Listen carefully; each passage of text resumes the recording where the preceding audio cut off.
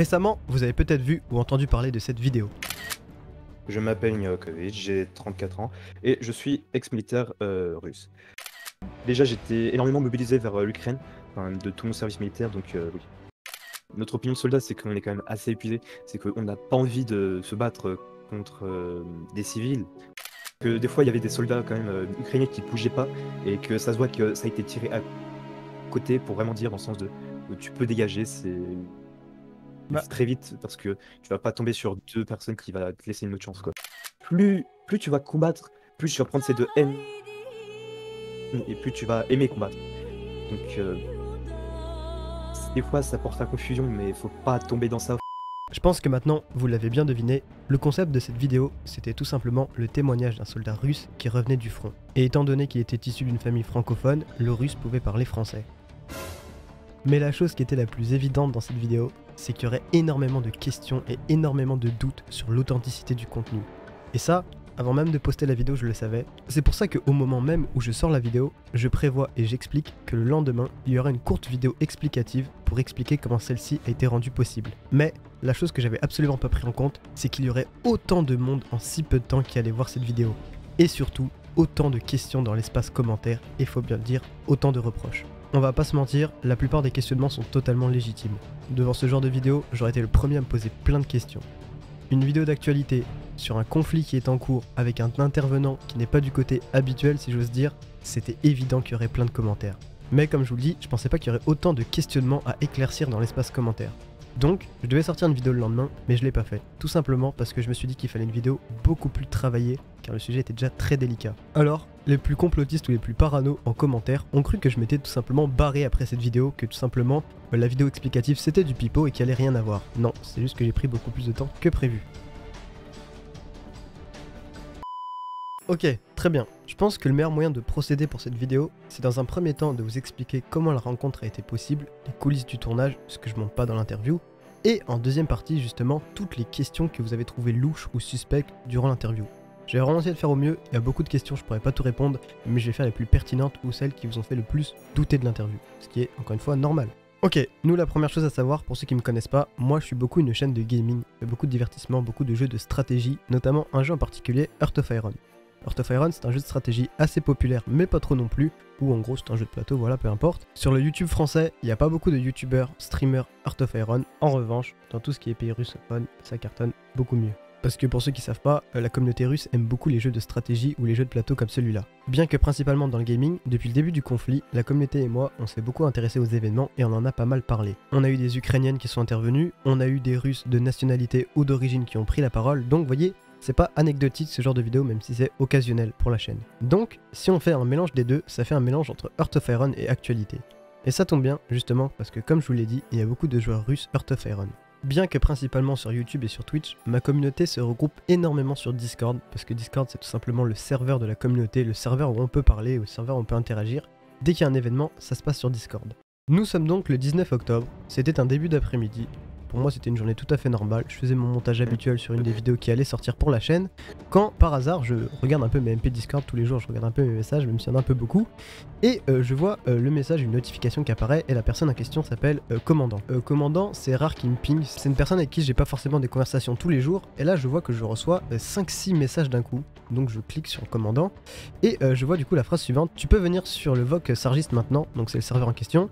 C'est important, là il y a le nom de la personne, il est russe et il veut témoigner ce qu'il a vécu en Ukraine, il était soldat, @sarge. Donc vous voyez, il me ping une seconde fois pour me dire que c'est urgent. Et il me marque ensuite enquête quand même, puis ça pourrait être bien de savoir dans quel secteur disons etc. il était. Okay. Donc en gros, il me montre qu'il y a une personne qui arrive dans le serveur qui prétend être russe, mais on n'est pas sûr que c'est vrai. Donc sur le coup, moi je suis étonné, je suis sceptique, j'y crois pas du tout. Enfin, pour moi c'est impossible qu'un russe débarque sur le serveur, un soldat russe, et qui dit je veux témoigner.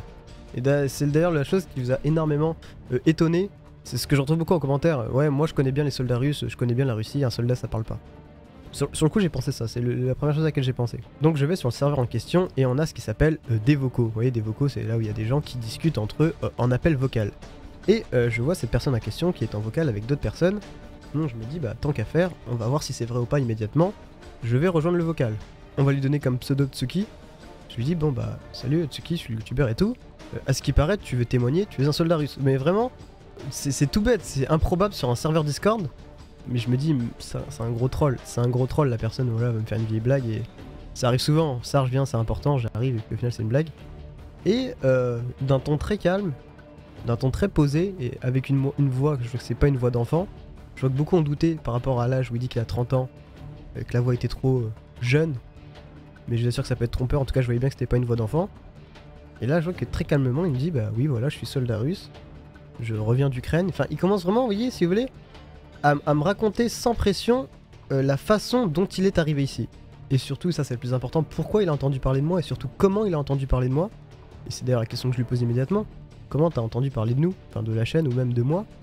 Et il me raconte que justement, bah voilà, Rtoferen, comme je vous l'ai dit, il y a très peu de youtubeurs dessus, hein, je vous laisse rechercher dans le navigateur si vous voulez. Et que lui, en tant que russe, avec des parents d'origine française, et donc avec de la famille et un entourage en France, avait déjà complètement vu / entendu parler de moi bien avant de venir témoigner. Si vous voulez, il s'est pas amené sur le serveur, voilà je viens témoigner, je suis soldat russe, envers quelqu'un qui ne connaît pas. Il avait déjà en amont de venir une idée de la chaîne et déjà vu le contenu de la chaîne. Je le répète depuis le début mais c'est important, en effet je ne suis pas journaliste et je ne prétends pas être journaliste, je n'ai pas de carte de presse, je n'ai pas du tout de formation à ce niveau-là. Ça répond donc déjà à la première question, pourquoi toi? Et ça répond aussi à une seconde question, pourquoi il est aussi bavard avec toi? Si vous voulez, je viens pas réclamer quelque chose auprès d'un soldat, c'est le soldat qui vient à moi pour parler de quelque chose. Et là, peut-être que ça va vous faire tilt et vous allez vous dire, mais pourquoi un soldat a envie de parler? Et ça, il y a une personne qui le raconte en commentaire, mais je vais vous l'expliquer un tout petit peu plus tard. L'histoire est étonnante, mais elle m'intrigue beaucoup. Du coup, je prends la décision de partir avec cette personne dans un vocal que je verrouille. En gros, quand vous verrouillez un vocal, c'est que les autres ne peuvent plus venir. Donc là, je me retrouve en tête à tête avec lui. Sur le coup, j'enregistre pas encore parce que je voulais pas enregistrer sans consentement et pour moi, je suis encore dans l'optique de c'est un troll, c'est pas forcément vrai ce qu'il dit. Et étonnamment, il commence à parler. Il me dit voilà, est-ce que t'as des questions? Est-ce que tu veux que je te raconte quelque chose? En fait, si vous voulez, dès le départ, il me montre que je peux lui poser des questions, il n'y a pas de souci, et qu'il est prêt à expliquer tout ce qu'il faut expliquer pour que justement je le prenne au sérieux.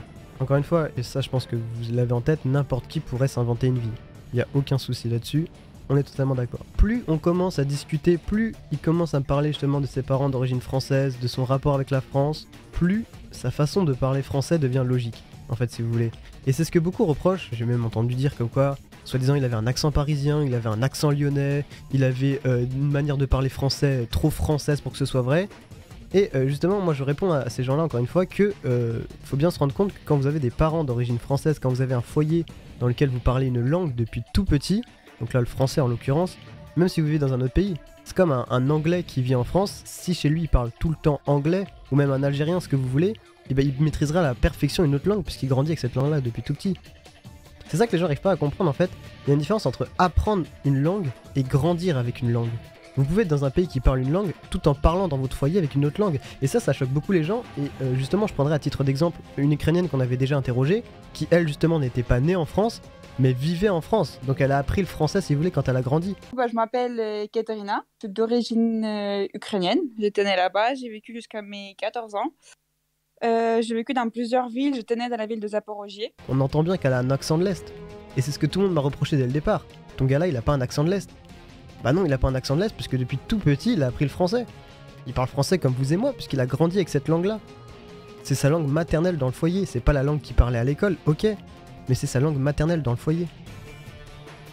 Même s'il maîtrise parfaitement le français et sans accent, je vois bien quand même que pour autant, il bute sur certains mots, parfois il cherche un peu son vocabulaire.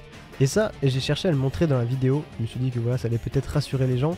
Je sais pas le mot en français, ça commence très bien. Essaye en russe. Campagne. Bah, quoi? Campagne как деревня?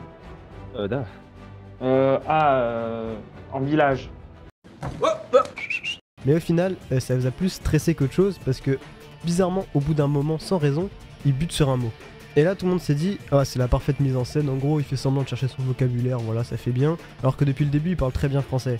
Ce qu'il faut savoir, encore une fois, et ça c'est hyper important, c'est qu'une vidéo, quand elle sort sur YouTube, elle est montée, les gars. En gros, on vous montre que ce qu'on a envie de vous montrer.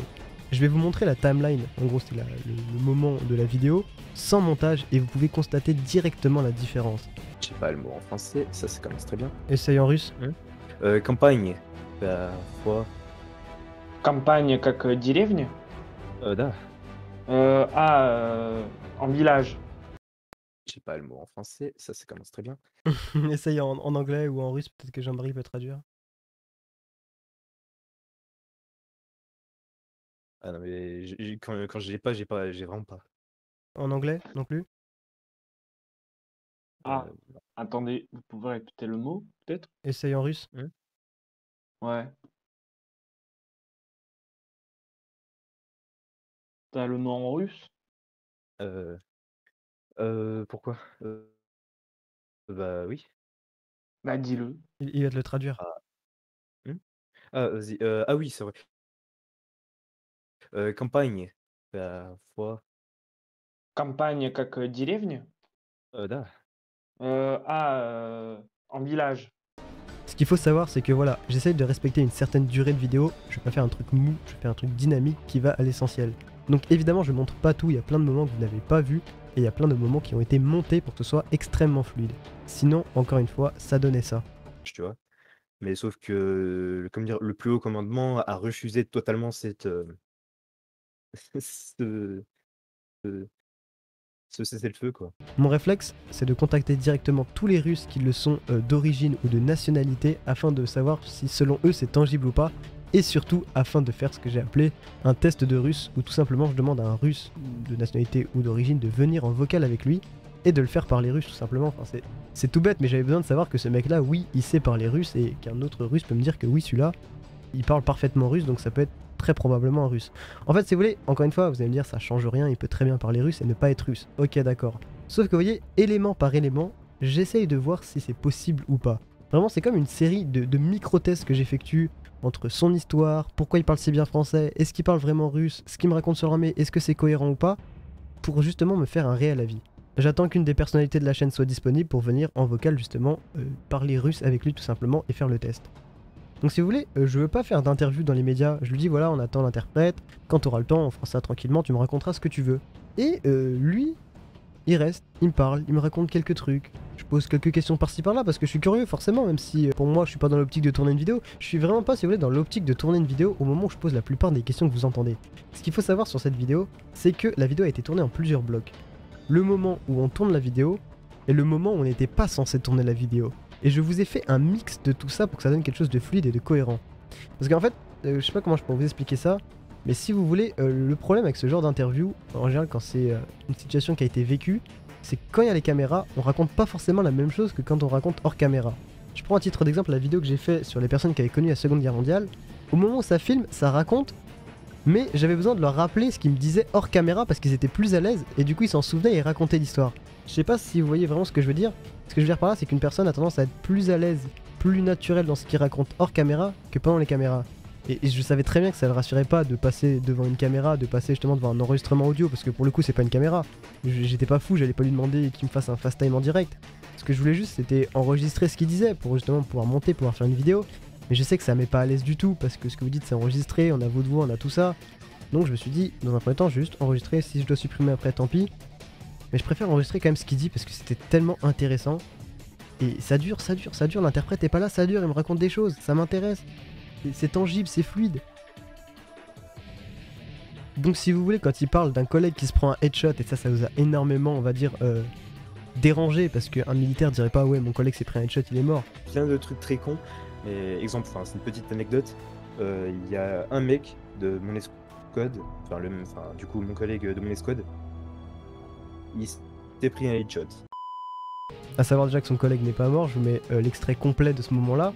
Mais exemple, c'est une petite anecdote. Il y a un mec de mon escouade, du coup mon collègue de mon escouade, il s'est pris un headshot. Tu l'as vu ça? Il a survécu. Oui, oui, j'ai totalement vu. Le mec, il s'est pris une balle perdue dans le casque et il a survécu et on a dû l'évacuer à l'infirmerie, tu vois. Ah ouais, en fait la balle elle a ricoché contre le casque, c'est ça? Elle a pas totalement ricoché et elle a failli lui toucher, en fait, justement parce qu'elle s'était, en fait, elle s'est arrêtée au moment où ça allait percer littéralement, en fait, si tu veux, il y avait que le bout de, comment dire? Du projectile qui l'a touché, en fait, tu vois? Donc je le répète encore une fois, mais c'était pas censé être dans la vidéo. D'ailleurs, je sais pas si vous faites attention, mais là je vous ai mis la timeline nature sans montage. Et si on écoute bien l'intonation de sa voix, on remarque qu'il est beaucoup plus détendu que lorsque ça filme vraiment, où là je dis justement là c'est pour la vidéo. Écoutez la différence entre les deux. Mais en fait, il y avait des civils. Alors pour être franc, c'était vraiment la merde à Mariupol. C'est une guerre, quoi. Mais sauf que le problème, c'est que j'ai été capturé et vu que j'étais blessé, j'étais pas réellement compté comme un prisonnier de guerre.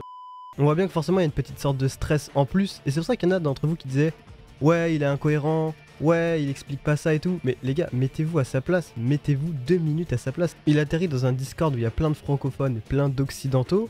Forcément, il y a une espèce de crainte de sa part, il sait pas vraiment à quoi s'attendre, même s'il me connaît. Vous voyez, entre regarder une vidéo de quelqu'un et faire une vidéo avec quelqu'un et expliquer surtout quelque chose publiquement, c'est vachement tendu. Et c'est pour ça que ça m'a un peu énervé, un peu frustré surtout de voir que certains en commentaire, mais ils en avaient tellement rien à foutre de si ça pouvait être vrai ou pas. Leur but c'était juste de dire que c'est faux, ils en mettaient plein la gueule. Mais franchement les gars, il y a un minimum de respect pour le témoignage pour une personne qui vient apporter quelque chose. Ce que je me prends énormément c'est ouais, pro-Ukraine, pro-Russie, ouais, tu défends la Russie. Les gars, on parle d'un témoignage d'un soldat, en aucun cas je lui pose des questions politiques, en aucun cas il nous fait de la politique, en aucun cas il donne son avis sur quoi que ce soit à ce niveau-là. Là c'est vraiment le témoignage d'un soldat pour vous raconter ce que les soldats vivent. C'est même pas pour défendre un camp ou un autre, c'est juste qu'est-ce que des soldats vivent dans ce conflit. Donc évidemment la question de pourquoi il est aussi bavard, pourquoi il se met dans cette situation inconfortable où il vient témoigner devant des occidentaux si j'ose dire, eh bien il y a une personne qui répondait en commentaire comme je vous le disais tout à l'heure et c'est vraiment intéressant et je vous le partage ici. En gros ce que marque la personne, je pense que ton gars a besoin de parler, il a des choses à raconter. Bravo pour le témoignage, il faut veiller à la bonne santé de ton gars, le post-trauma c'est pour tous les combattants et civils. En gros pour vous expliquer ça, vous savez quand on a affaire à un vétéran de la Seconde Guerre mondiale, il y en a qui aiment bien parler et il y en a qui aiment pas du tout en parler parce que ça leur rappelle des mauvais souvenirs. Je pense que là c'est de la psychologie, ça dépend de chacun, mais je pense que quand vous vivez un événement qui vient de se dérouler comme ça et aussi marquant dans votre vie, peut-être que sur le moment vous avez envie d'en parler et que plus tard vous aurez beaucoup plus de mal à le raconter. Je sais pas si vous voyez ce que je veux dire et je suis pas psychologue donc je peux pas affirmer cette thèse, mais je dirais qu'en fait il sort d'un événement qui l'a forcément traumatisé, qui l'a forcément laissé des séquelles profondes comme le marque la personne en commentaire, et sur le coup ça fait tellement dans votre tête, ça fait tellement de choses que vous avez vécues et puis même vous prenez conscience de l'importance des événements que vous avez vécus. Donc je pense qu'il y a ce besoin de parler comme dit la personne et je l'ai ressenti et je l'ai vu dans l'interview parce qu'il était tout le temps à me dire quand je parlais pas, est-ce que t'as une autre question, est-ce que t'as quelque chose à me demander, et je vous le montre en toute transparence. Il y a un truc, désolé de changer de sujet, mais par contre, exemple, je savais qu'il allait y avoir une couille parce qu'en fait, j'étais stationné du coup en Crimée. Enfin, le truc, c'est que, exemple, les conscrits russes ne pensent vraiment pas 2 fois avant de faire un acte, tu vois. Si tu veux que je te rééquilibre sur le front, moi je pense que actuellement l'Ukraine a pu avoir un énorme avantage grâce du coup à l'effort comment dire, militaire, mais surtout avec le matériel actuel. Mais exemple surtout, c'est que on devait avoir des T-14 Armata, des tanks quand même, très violents, tu vois? On les a jamais reçus, on a eu que de l'anti, personnel, de base, donc des T-90, des TO et puis, c'est vraiment que du vieil matériel. C'est comme s'il y avait un fait dans le de comment dire? De dépenser très peu pour pouvoir faire comme une petite diversion parce qu'il y a que des stocks qui sont envoyés, pour être franc. Alors, il y a pas des armes rouillées ni quoi ni comme, c'est quand même du matériel, c'est du bon matériel, mais des armes, des fois qui s'enrayent parce que c'est des armes, sous l'humidité, c'est des armes, quand même, assez vieilles, tu vois? Mais j'en ai vu littéralement que c'était des tireurs d'élite et qui préféraient des, Dragunov, donc ils pouvaient prendre des Dragunov, tu vois? C'est ouais, Donc c'est les snipers, c'est à Dragnov. ouais, ça c'est des vieux snipers, vraiment très vieux, tu vois? Mais Toi c'était quoi ton arme que tu utilisais? SVD-12, donc un DMR si tu veux, enfin un sniper à tir, semi-automatique et puis, enfin j'étais pas réellement tireur d'élite parce que les tireurs d'élite, c'est ceux qui ont un comment dire? Un sniper à verrou. Moi, c'était un DMR donc du coup, je me suis compté comme tireur, de précision. Mais c'est dans la même catégorie donc, autant simplifier sur un tireur d'élite. Je pourrais pas affirmer que ça lui a fait du bien d'en parler, mais je pense qu'on pourrait dire que c'est comme une sorte de libération pour lui de partager un minimum ce qui s'est passé là-bas et ce qu'il a vu. Encore une fois, sans émettre le moindre jugement sur tous les événements. Juste moi, j'écoute. Je pose une question, j'écoute. En aucun cas, moi, hors ou pendant les caméras, j'émets le moindre jugement ou le moindre avis sur ce qu'il dit. Je suis pas là, en fait, pour un positionnement. Je suis juste là vraiment pour écouter et faire partager ce qu'une personne a à vous raconter. Et je vous dis, cette situation a bien duré au moins 1h30 avant que l'interprète arrive et que je dise là on va commencer la vraie vidéo. Donc il y a bien 1h30, 2h avant que la personne arrive pour valider ou juste on discute tous les deux comme ça. Et ça s'entend même dans les enregistrements. Même moi, je suis surpris d'avoir en face une personne qui est prête à autant parler. Ok. Et pour toi, est-ce que la guerre en Ukraine, si on peut dire ça comme ça, enfin, pour toi, est-ce que c'est déjà une guerre ou une opération militaire spéciale, comme il dit Poutine? C'est une guerre, c'est totalement une guerre. Et tu crois que le peuple russe aujourd'hui, il en est conscient de ça? Mmh. Non, ils sont très peu conscients de ça, c'est Et je sais même pas vraiment quoi dire. J'ai pas prévu, si vous voulez, mon texte. Il y avait rien de prévu à tout ça. Ça, c'est vraiment, je vous dis, c'est arrivé sur le moment même. On me prévient, j'arrive et je me retrouve dans cette situation. Donc évidemment, une fois que l'interprète arrive, on démarre un test de russe, justement pour savoir ce qu'en pense l'interprète de son accent russe, de sa maîtrise du russe, est-ce que c'est possible ou pas. Bah vas-y Jean-Marie, je te laisse poser les questions à Tsukio, juste vérifier, c'est bon. Ты военный? aussi, hein. C'est ты более-ка. Ты русский А? или ты... Ну, ты из C'est России. русский. Россия, да. Да. Ну, как я понял, ты военный. Ну, бывший Э, военный. Что? Или... Я не понял. Что?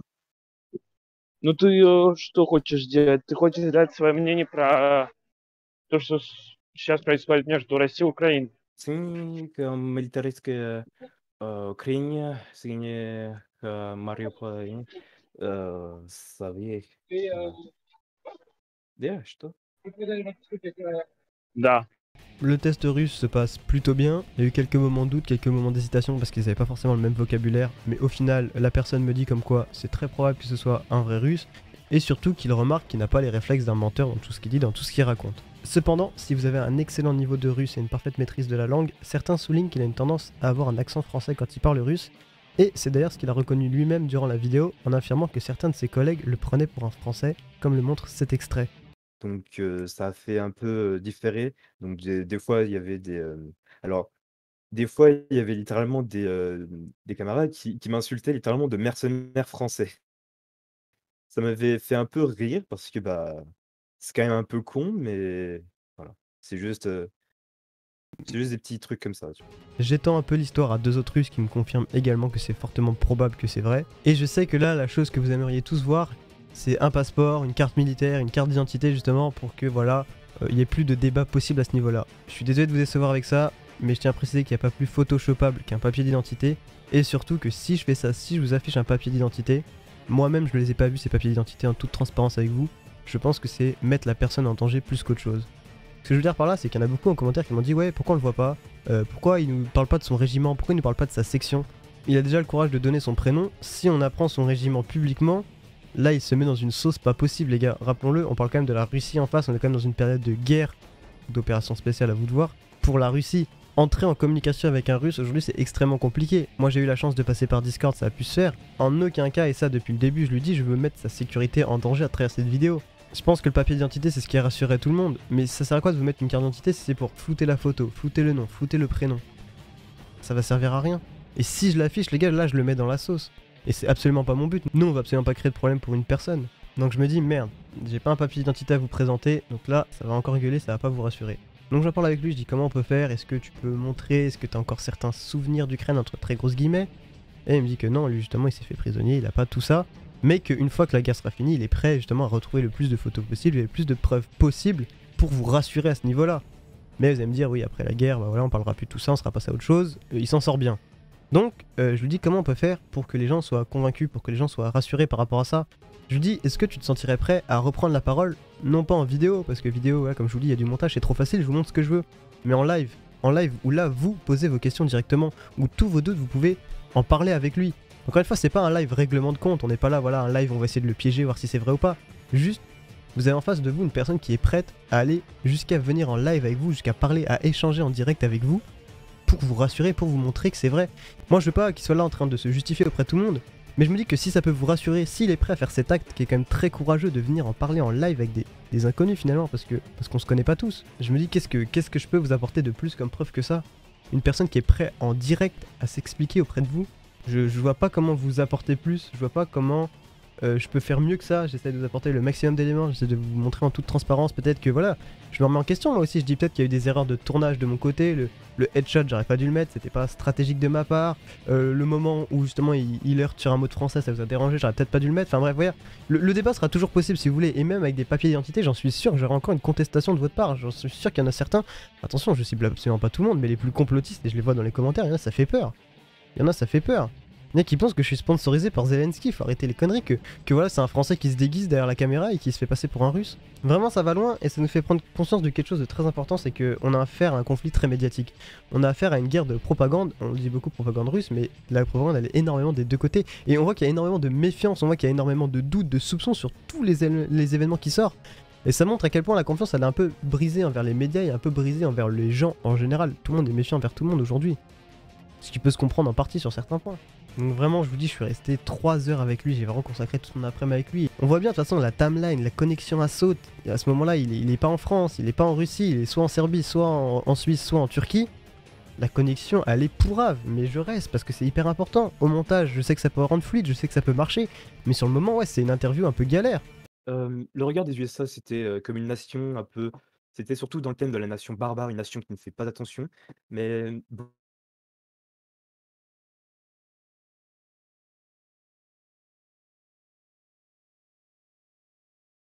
beaucoup n'y croient pas et fait plutôt attention du coup, aux mêmes standards du coup. Vision des USA, c'est toujours, ça s'est plus démocratisé actuellement, mais de base, il y a quand même une très mauvaise vision, comment dire, des USA.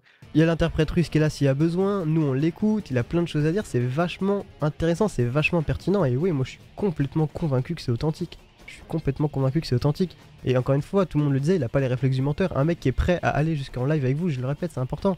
Il a rien à vous cacher, il a rien à vous cacher. Ne venez pas dans l'optique de le piéger, de le rabaisser, mais il a rien à vous cacher, il est là. Il se cache pas, vous voyez, il fait pas une vidéo et il se casse. Je fais pas une vidéo et je m'en vais. J'ai vu qu'il y avait beaucoup de contestations, bah je prends justement le temps de faire une vidéo encore plus travaillée pour vous rassurer. Donc franchement, je remercie toutes les personnes, pas forcément qui ont dit super vidéo, qui ont aussi peut-être douté, mais qui ont douté intelligemment, qui ont dit bon bah voilà on a des doutes, on n'est pas sûr, ça serait bien d'avoir plus de preuves, ça y a aucun souci les gars. Mais il y en a vraiment, je vous jure à quel point ils sont désagréables et franchement rabaissant envers un si bon témoignage, c'est chaud, je trouve vraiment c'est chaud. Et moi le message que j'ai c'est que bah voilà internet c'est sûr c'est un espace où on croise n'importe qui, mais prenons au moins le temps de vérifier l'information, de chercher à savoir plus avant d'incendier. Parce qu'il y a des trucs, c'est incroyable. Après, je me plains pas, les gars. On peut pas plaire à tout le monde dans la vie. Et voilà, il y aura toujours une contestation. Moi, mon but, c'est de vous rassurer au maximum et vous montrer justement que je travaille sur du contenu authentique le plus possible. Donc voilà, j'espère que ça répond à pas mal de questions. J'espère que ça répond à pas mal d'inquiétudes. Encore une fois, vraiment, je vous invite à continuer le débat, à continuer les commentaires. Dans l'espace commentaires, si vous voulez. Je vais vous mettre, pour finir cette vidéo, les dernières questions qui vous ont le plus perturbé, les dernières choses qui vous ont le plus perturbé. Et la vidéo, ou du moins les coulisses de la vidéo, répondront par eux-mêmes. Si vous n'avez pas encore vu l'interview, je vous invite vraiment à la voir, elle est vraiment pertinente. Et sinon, encore une fois, on se retrouve du coup vendredi prochain, vendredi 11 novembre, pour une interview du coup avec le soldat russe qui viendra répondre à vos questions en live sur Twitch. Le lien Twitch est dans la description. Je vous remercie énormément d'avoir été aussi patient et d'avoir pris le temps de regarder cette vidéo. A plus!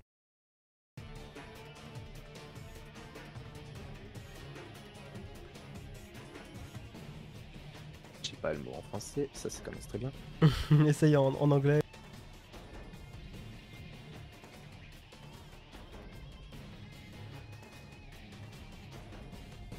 Nous, en tant que tireurs d'élite, on était surtout stationnés dans des forêts ou des micro-forêts. On était surtout postés en embuscade, donc des nids de snipers du coup. On est tout le temps en binôme par chaque escouade